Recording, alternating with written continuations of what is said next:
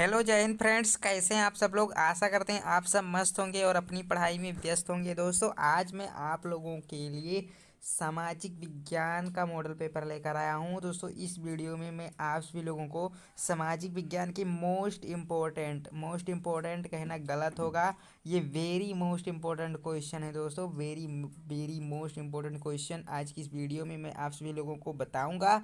अगर आप लोग इस वीडियो को आखिरी तक देख लेते हैं ना, तो 100% दोस्तों आपके कई सारे प्रश्न यहीं से फंसेंगे एग्जाम में। ठीक है, तो आखिरी तक वीडियो के बने रहना है। फर्स्ट क्वेश्चन है आपका, तीन ओर से समुद्र से घिरे भूभाग को क्या कहा जाता है। तीन ओर से समुद्र से घिरा भूभाग प्रायद्वीप कहलाता है और चारों ओर से समुद्र से घिरा भूभाग द्वीप कहलाता है। अगर आप लोगों को दोस्तों इसकी पीडीएफ चाहिए तो हमारा व्हाट्सएप ग्रुप ज्वाइन कर सकते हैं। डिस्क्रिप्शन में लिंक व्हाट्सएप ग्रुप का दिया हुआ है, आप एक बार डिस्क्रिप्शन चेक कर लें। ठीक है, ग्रुप में सभी वीडियोज़ की पीडीएफ समयानुसार भेज दी जाती हैं। ठीक है, तो आप लोग ग्रुप ज्वाइन करना ना भूलें। दूसरा प्रश्न है, भारत में खारे पानी की सबसे बड़ी झील कौन सी है। भारत में खारे पानी की सबसे बड़ी झील उड़ीसा में है और उसका नाम है चिल्का झील। नेक्स्ट क्वेश्चन है, फ्रांसीसी क्रांति के समय फ्रांस पर किसका अधिकार था। फ्रांसीसी क्रांति के दौरान दोस्तों फ्रांस पर किसका अधिकार शासन था, तो वो था लुई 16वें का। क्वेश्चन नंबर 4 है, फ्रांस की क्रांति कब हुई थी। तो फ्रांस की क्रांति होती है 1789 ईस्वी में। ठीक है, 1789 ईस्वी में फ्रांस की क्रांति हुई थी। ये क्वेश्चन बड़ा इंपॉर्टेंट है। फ्रांसीसी क्रांति के समय फ्रांस पर किसका अधिकार था, लुई 16वें का। और इससे रिलेटेड एक क्वेश्चन मैं आपको बता रहा हूँ, देखो यहाँ पे है, लुई 16वें को मृत्युदंड कब कब दिया गया। जो जिसका दोस्तों फ्रांस पर अधिकार था फ्रांसीसी क्रांति के समय, फ्रांसीसी क्रांति के समय जिस शासक का अधिकार था फ्रांस पर, उसको मृत्युदंड हुई थी। और उसे मृत्युदंड कब दिया गया था, फ्रांसीसी क्रांति के 4 साल बाद। यानी कि फ्रांसीसी क्रांति हुई थी आपकी 1789 में, और 4 साल बाद यानी कि 1793 में लुई 16वें को मृत्युदंड दिया गया था। ठीक है, याद रहेगा ना। और ये क्वेश्चन मैं आप लोगों के लिए होमवर्क के लिए छोड़ रहा हूँ। हमारे जितने भी स्टूडेंट हैं सभी स्टूडेंट कमेंट बॉक्स में इसका आंसर कमेंट करेंगे। सातवां प्रश्न है, लक्षद्वीप समूह के दक्षिण में कौन सा द्वीपीय देश स्थित है, तो वो है मालदीव। फिर आठवां प्रश्न, कर्क रेखा किस राज्य से नहीं गुजरती है। कर्क रेखा से रिलेटेड एक प्रश्न आपके परीक्षा में आएगा, अब चाहे वो सब्जेक्टिव प्रश्न हो या ऑब्जेक्टिव प्रश्न हो। तो अभी मैं आपको दोस्तों वीडियो के आखिरी में सब्जेक्टिव प्रश्न भी कर्क रेखा वाला कराने वाला हूँ। ठीक है, कर्क रेखा से संबंधित एक सब्जेक्टिव प्रश्न मैं आपको वीडियो के आखिरी में बताऊंगा। तो कर्क रेखा दोस्तों इसमें उड़ीसा राज्य से नहीं गुजरती है, बाकी ये तीनों राज्य राजस्थान और छत्तीसगढ़ और त्रिपुरा, ये तीनों राज्य शामिल हैं जिनसे कर्क रेखा होकर गुजरती है। फिर और ज़्यादा इम्पोर्टेंट क्वेश्चन आपके सामने आ गया है, भारतीय संविधान कब लागू हुआ था। बहुत इंपॉर्टेंट क्वेश्चन, कई बार परीक्षा में पूछा गया क्वेश्चन है, याद रखिएगा 26 जनवरी 1950 को। क्वेश्चन नंबर 10 है आपका, किस प्रकार की जनसंख्या अर्थव्यवस्था की परिसंपत्ति है, तो शिक्षित एवं स्वस्थ जनसंख्या। ठीक है, फिर क्वेश्चन नंबर 11 है, अक्टूबर क्रांति क्या है। वेरी मोस्ट इंपॉर्टेंट क्वेश्चन, आपको दिलाएगा 2 अंक। भारत के किन किन राज्यों से कर्क रेखा गुजरती है, अभी मैं आपको बता रहा हूँ। फिर सबसे ज़्यादा इंपॉर्टेंट क्वेश्चन है, ये 6 नंबर दिलाएगा आपको परीक्षा में। खाद्य सुरक्षा किसे कहते हैं, भारत में खाद्य सुरक्षा कैसे सुनिश्चित की जाती है, स्पष्ट कीजिए।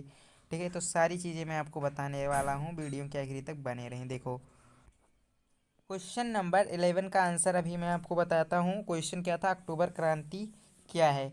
यह क्रांति का दूसरा दौर था। पॉइंट में आपको आंसर लिखना है ताकि आप अच्छे से अच्छा नंबर प्राप्त कर सकें। ठीक है, आप पॉइंट में लिखेंगे तो आपको अच्छा नंबर मिलेगा।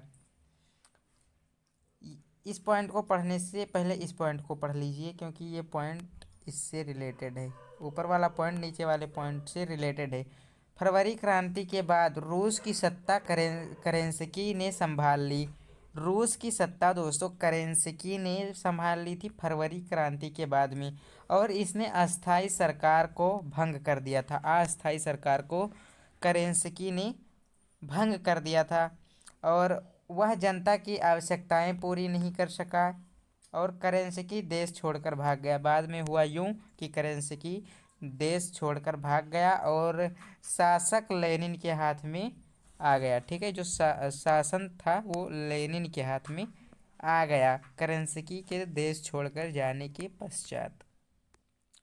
प्रश्नोत्तर नंबर 12।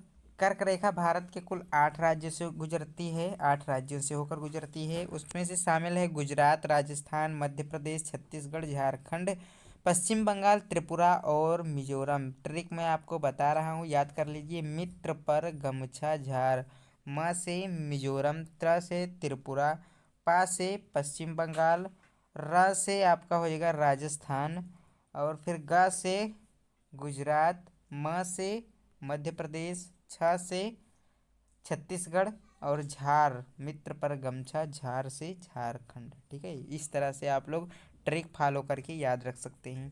प्रश्नोत्तर नंबर 13। खाद्य सुरक्षा क्या है? खाद्य सुरक्षा से अभिप्राय सभी लोगों के लिए सदैव भोजन की उपलब्धता, पहुंच और उसे प्राप्त करने के सामर्थ्य से है। भारत में खाद्य सुरक्षा सुनिश्चित करने के लिए निम्नलिखित कदम उठाए गए हैं। पहला है बफर स्टॉक निर्माण। ठीक है, बफर स्टॉक निर्माण क्या है?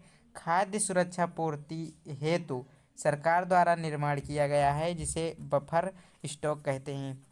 बफर स्टॉक में जो अतिरिक्त खाद्य होते हैं, अतिरिक्त अनाज होते हैं, अधिप्राप्त अनाज, वो दोस्तों एकत्रित किए जाते हैं, उनका भंडारण किया जाता है, और आपदा के समय इनका वितरण किया जाता है बहुत ही कम दामों में राशन की दुकानों द्वारा। ठीक है, जो किसान के पास अतिरिक्त अनाज होता है वे किसान अपना अनाज भारतीय खाद्य निगम द्वारा बेच देते हैं। ठीक है, भारतीय खाद्य निगम खरीद लेता है किसानों का अनाज, और ये बफर स्टॉक में एकत्रित हो जाता है जो अनाज रहता है। और यही अनाज जब कोई आपदा आती है, या कभी कभी दोस्तों जैसे बाढ़ वगैरह की आशंका बनी रहती है, तो वो तब दोस्तों अनाज की काफ़ी ज़्यादा कमी हो जाती है।